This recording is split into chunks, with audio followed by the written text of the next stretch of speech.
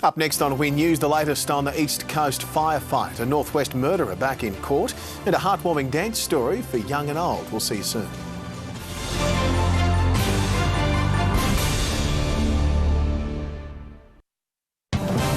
Across Tasmania, this is Win News. Tonight, a man in his 70s killed in an early morning crash. Fire crews working overtime to keep an East Coast blaze under control. And another concerning diagnosis for Tasmania's hospital system. Good evening, welcome to Win News. I'm Lincoln Humphries. Also tonight, police released CCTV of a Derwent Valley robbery and the stylish tractors ready for an Antarctic drilling mission. A 73-year-old man from Tasmania's northeast has been killed in a single-vehicle crash at Rochalee. His Toyota Hilux was found overturned on Lilydale Road by a passerby just after 6:30 this morning.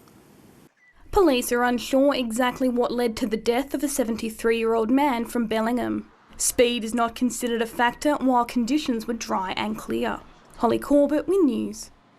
3 people have been charged after they allegedly tried to evade police outside of Launceston yesterday afternoon. Emergency services attended the crash near Hadspen around 2 p.m. after the vehicle lost control after allegedly trying to avoid road spikes. There were 2 females in the vehicle. They've been charged and bailed yesterday afternoon. That was in relation to motor vehicle stealing and some drug offences. A 28-year-old Bridgenorth man remains in police custody. Aircraft continue to assist firefighters on the ground as they work to contain a blaze burning at advice level 1.5 kilometres out of Swansea. But more help is on the way, with the state's summer aviation fleet launched today. From the air, it's clear to see just how close the fire is to the town of Swansea. Ignited by a lightning strike last Monday, crews have been working to build containment lines around the blaze. Meg Sides, Win News. The lawyer for a man found guilty of brutally murdering his housemate and decapitating the body has lodged fresh documents with the Court of Criminal Appeal. Darren Ward Gale was jailed for 23 years for killing Noel Joseph Ingham, but an amended notice filed by his Sydney-based lawyer revealed the 58-year-old is appealing both the severity of his sentence and the charge of murder on the grounds there was a miscarriage of justice because of alleged incompetence of trial counsel, sleeping jurors and collusion between witnesses and the prosecution. But the Crown told the court there were a number of issues with the arguments and some did not constitute proper grounds of appeal. The case will return to court in February.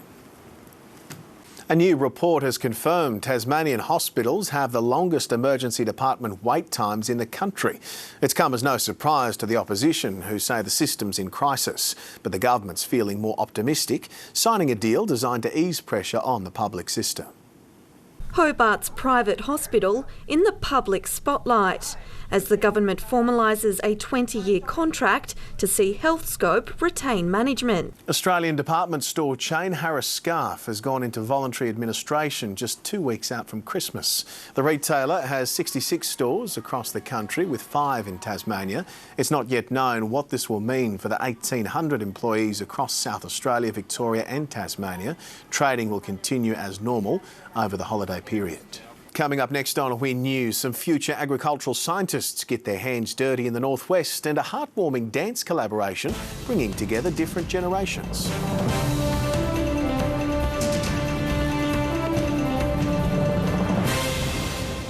The University of Tasmania is giving students thinking of studying agriculture in the future an exclusive behind-the-scenes look at the state's booming industry.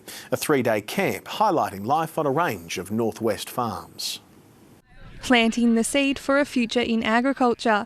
These budding professionals are learning the latest from the industry.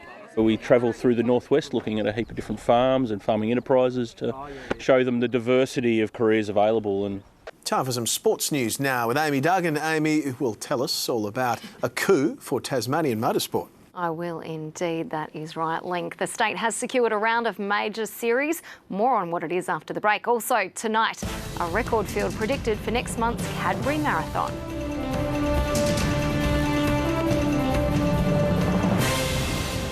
Next month's Cadbury Marathon is on target for a record field with entries already 20% up on previous years.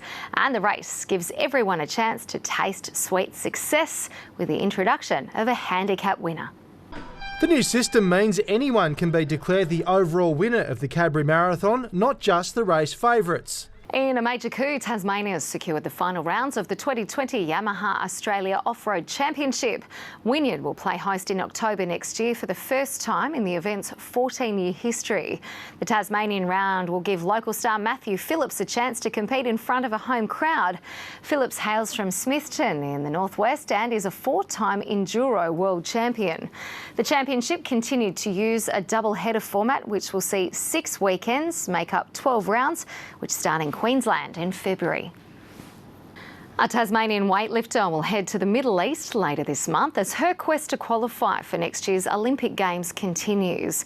Katie Fasinag says competing in Tokyo would be the perfect way to end her decade-long career. Fasina has plenty on her shoulders at the moment. I get up, I get my son ready, I go to work, I pick him up, go to training, and I just do that every day. Certainly next year I'm changing a few things. And that'll be our sport for tonight, Link. That'll do us nicely. Thank you, Amy. Weather details now with Hayley Francis. There's a little bit of rain around. Good evening, Link and Amy. Yes, we've seen the odd shower across the state with a few more to come. I'll have the midweek details after the break.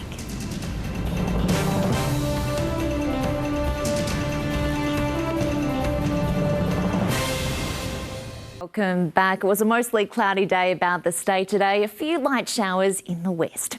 Tonight's weather photo is thanks to photographer Matt Raimondo, who snapped this from Wineglass Bay on Tassie's east coast. You can send your photos to tasweather@winnetwork.com.au. Around the state today, it was cloudy and humid in Scottsdale. Humidity levels sat on 80% up until 8 a.m, lowering to 65 by lunchtime.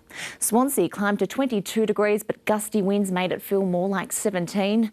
Northerly winds grew strong in Hobart from the late morning, gusting to 43 kilometres an hour and a top of 22 on the charts.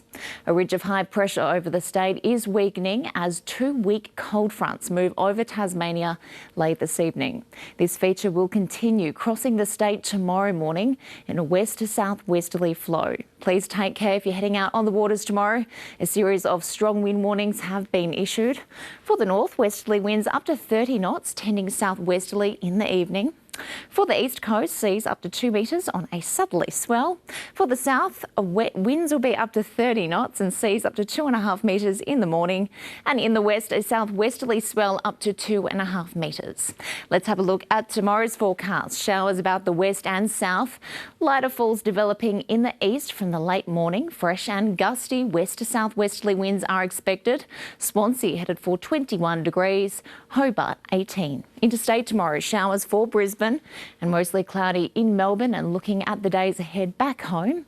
For Burnie, light showers arriving on Friday, sticking around over the weekend. For Launceston, overcast skies ahead with maximums hovering in the low 20s.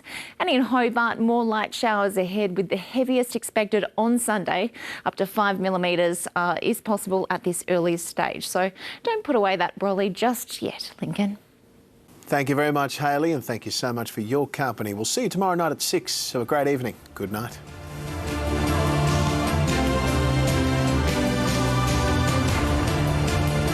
This has been a Win News presentation. Win News, Regional Australia's #1 news source.